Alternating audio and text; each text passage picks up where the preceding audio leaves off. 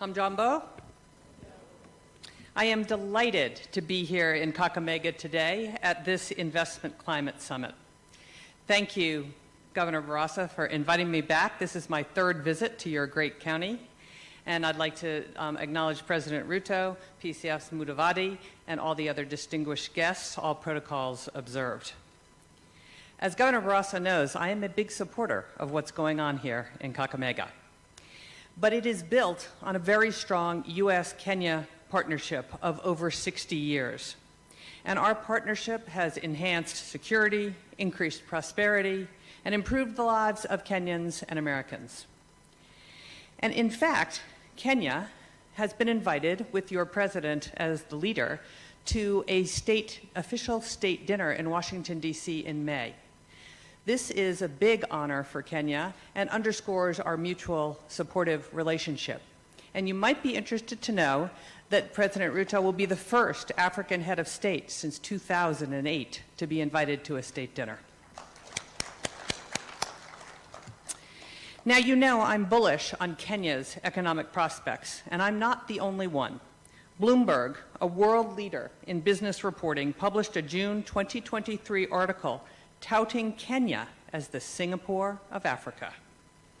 I've given a talk about why Africa, why Kenya throughout the country for almost a year, and we even took the speech on the road to the United States, visiting New York, Chicago, San Francisco, and Los Angeles. And I thought I'd hit a few highlights for this audience today.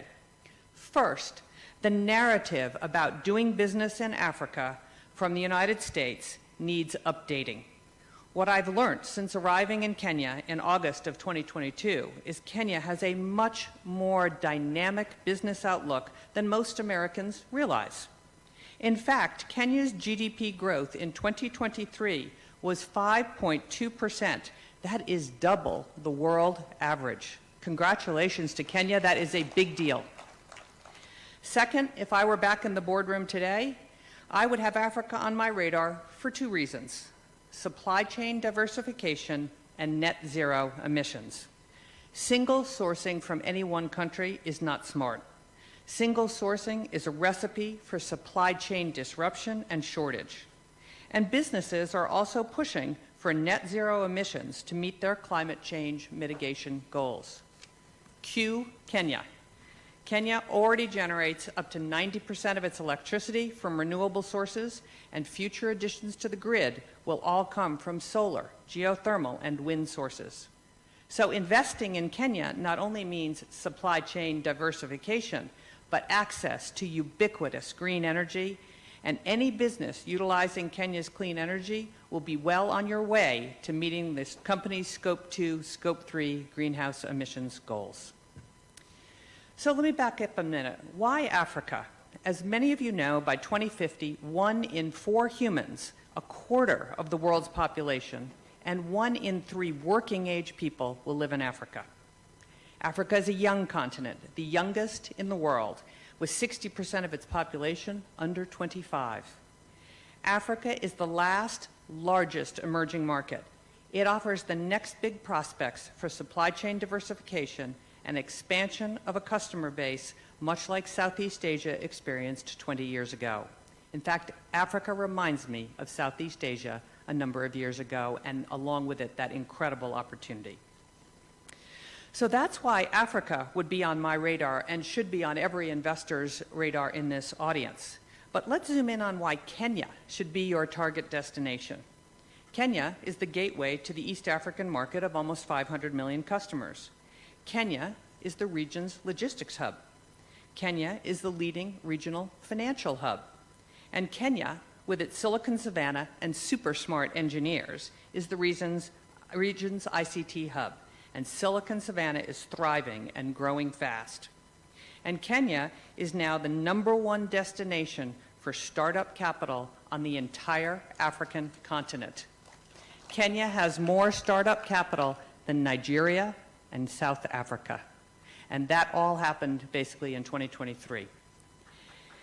Kenya has a young, educated, entrepreneurial, and English-speaking workforce. And as mentioned, Kenya can generate up to 90% of its energy from renewable sources. And Kenya is one of the largest export markets for the United States.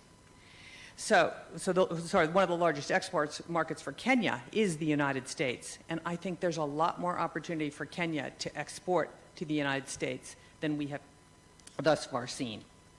So just a couple of these with a little more detail. As I said, Kenya is already the regional financial hub for East Africa, and as many of you already know, the home to Silicon Savannah, a vibrant technology community that makes Kenya the premier destination for tech investments and all innovation in Africa. And many leading U.S. companies are already here. Foreign direct investment and startup capital. Kenya has attracted significant foreign direct investment and is, as I said, the leading destination for startup capital on the continent. As I said, on a pure startup capital basis in dollars, Kenya leads the continent. And from a workforce perspective, Kenya is English-speaking.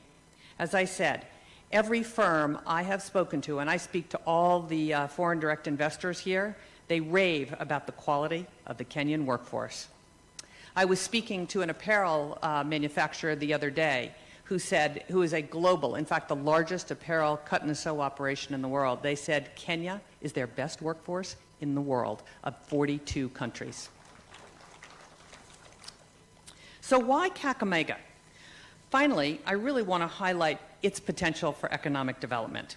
As you've already heard from Governor Barasa today, the Kakamega investment strategy is focused on agriculture and industries that support agriculture. I believe that, but I also think there are lots of other opportunities as well. So I want to draw your attention to a few case studies that I think offer the roadmap to success.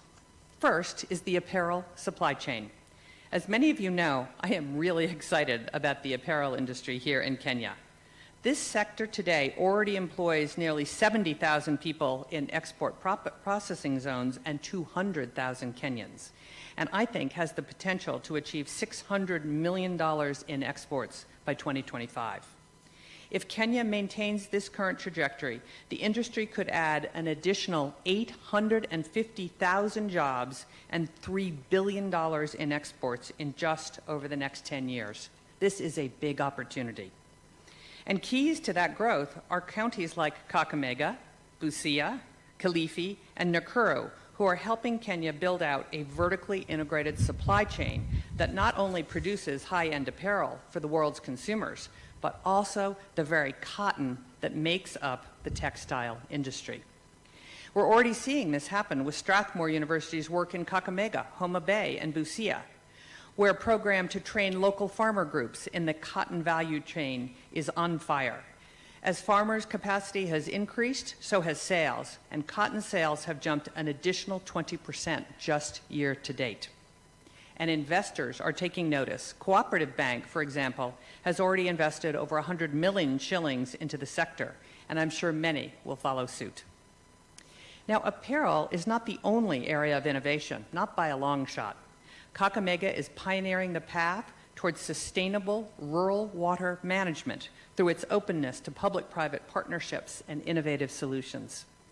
Through a partnership with Rural Water Management Solutions called RUWASCO for short, people love their acronyms here, and support of USAID's Western Kenya Water Project, the country is revolutionizing its water supply systems with cutting-edge technologies like Scheme Cloud digital billing platform.